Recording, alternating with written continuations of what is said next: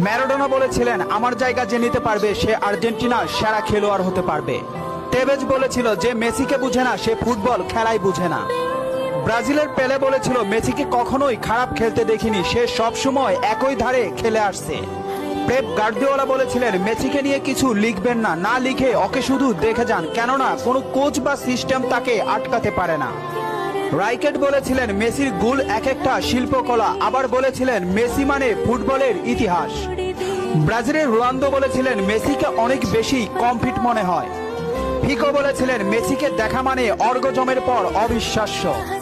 Xavi বলেছিলেন, Messi অন্যদের থেকে কতটা এগিয়ে এটা যারা বুঝে না তারা অন্ধ। ইনিয়েস্তা বলেছিলেন, মেসি যা পারে অন্যরা তা পারে না, বার্সেলোনা আর কখনোই আরেকটা মেসি পাবে না। ব্রাজিলের রোনালদিনহো বলেছিলেন, আমি একবার বিশ্ব সেরা হয়েছিলাম, কিন্তু তখনও বার্সার সেরা প্লেয়ার হতে পারিনি, কারণ তখন বার্সাতে ছিল মেসি। অরিফ বলেছিলেন, মেসিকে দেখলে সব সময় সতর্ক থাকতে হয়। ইব্রাহিমোভিচ বলেছিলেন, মেসির বাঁ পায়ে যথেষ্ট, ডান পায়ের কোনো প্রয়োজনই নেই। খুলিদ বলেছিলেন, মেসিকে দেখতে পাচ্ছি বলে আমরা ভাগ্যবান, কারণ মেসি ফুটবলের সৌন্দর্য। রোমারিও বলেছেন, ও নিউটন আইনস্টাইনের মতো প্রতিনিয়ত নিজেকে ছাপিয়ে যাচ্ছে। আরজি বলেছেন, লিওনেল মেসি বাস্তবে এত নম্র ও ভদ্র, অথচ মাঠে সে একটা আগুনের গোলা। স্টাকপ বলেছেন, মেসিকে থামাতে গেলে